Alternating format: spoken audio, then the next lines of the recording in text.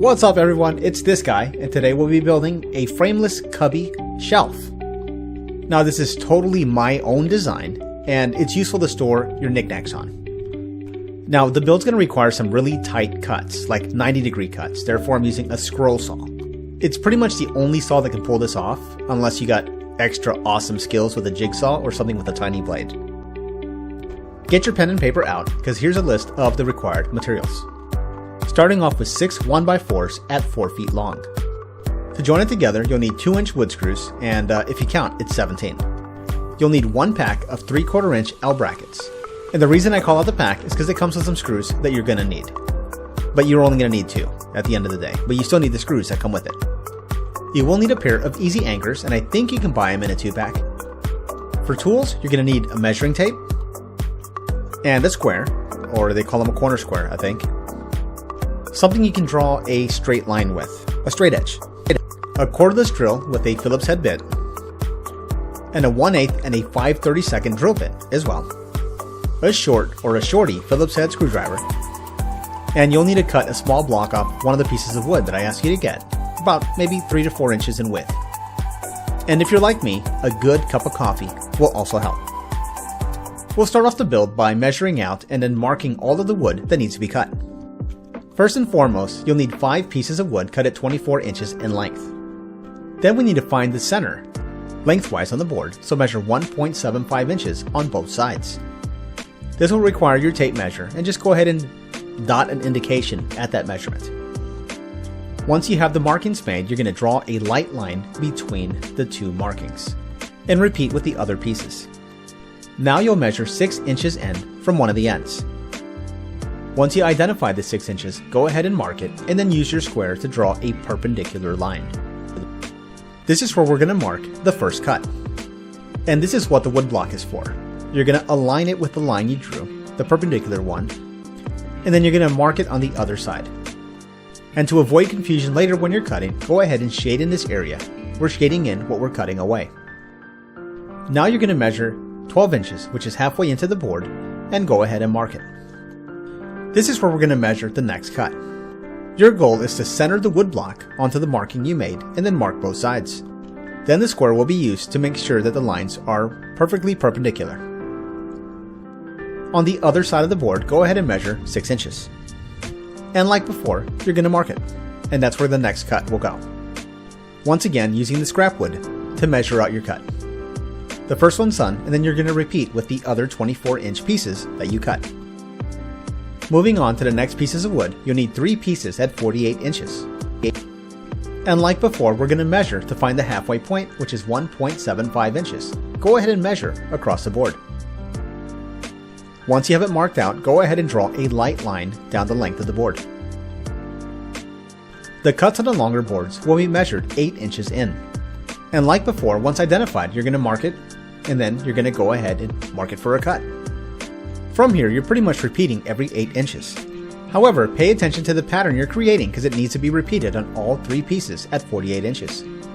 Continuing on, you're going to now measure 16 inches. We're getting pretty repetitive here. Measure the cut, use the square, and then use the wood block to measure your cut.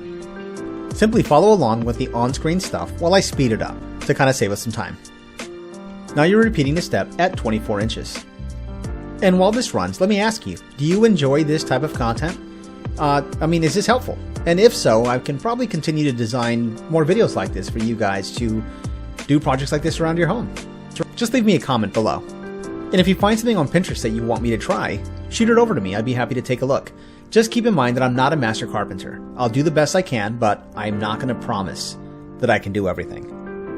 Once you finish the final marking, there should be a total of 5 cuts indicated on your board, and you're going to repeat with the other pieces that are 48 inches in length. Once all the cuts have been indicated, we're going to go ahead and cut them out using the scroll saw. And if you've never worked with a scroll saw, they are notorious for doing some really tight corner cuts. They won't do a 90-degree cut, but they'll get pretty close, and then you can go back and clean up the edges. Just like anything else, it takes practice to master the saw, and you have to have a really sharp blade for something like this. If you're old like me, you remember going to the fair or a carnival and they used to cut your name out of wood with acrylic on top of it. Well, they used to use these scroll saws to do that. So right now you're just basically going through every piece of wood and cutting out what was marked. Carefully, but yeah. And just know that if some of it's not perfectly square, it's not going to matter. Nobody will see. And the recap, you'll have 5 pieces at 24 inches and 3 pieces at 48 inches. To assemble, simply space out the 48-inch pieces and make sure that the slots are facing upwards. Then you'll take one of the 24-inch pieces and you'll align the slots with it with the slots on the 48-inch pieces, and then push them in place. And this step is very satisfying. And guess what? It's more repetition. Work your way across, inserting all the boards into all of the slots. Now you're going to take a 1/8 drill bit and you're going to drill all 15 joints all the way across the shelf. The orientation doesn't really matter, but this is how I have it positioned. And once again, lots and lots of repetition here. To secure the joints, you're going to insert the 2-inch wood screws into the holes you just drilled and make sure to fully seat them. And repeat on every single joint. After that step, it's done. You're now ready to mount your shelf. This will require your level, and level out where you're going to mount it, and you're going to draw a line. The top shelf of the shelf, funny, is where the line is being drawn using your level. Once you find the correct location, go ahead and mark it with a line. The bend on one of your L brackets will line up with the line that you drew. Align the L bracket and then draw the eyelet or fill it in with a pencil. That will then be drilled out with the 5/32 drill bit. The goal here isn't to drill into a stud. Instead, we want to go for the sheetrock. The shelf is designed for knick-knacks, so it's not going to hold a lot of weight.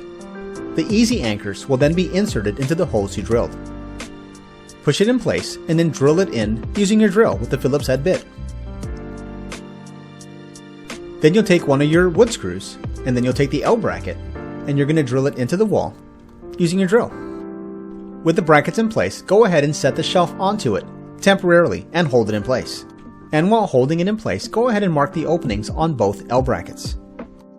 Remove the shelf and then drill out those markings that you made as a pilot hole with the 1/8 drill bit. The shelf would then be placed back onto the wall and you'll line up the holes with the holes on the brackets. Earlier I talked about the package screws that come with the L brackets. You're going to use a pair of them to secure the L brackets to the shelf and repeat on both of the L brackets. From there, congratulations, because you now have an epic shelf on your wall to display all of your cool stuff. If you enjoyed the video or found it useful, be sure to subscribe and like. Viewer support is what allows me to continue to make videos like this. If you're looking for me to feature your products or want some product tutorials of your own, check out my business website. This is where I do all of my awesome projects for the private industry. You can hire me to do your work. And as always, thank you for watching.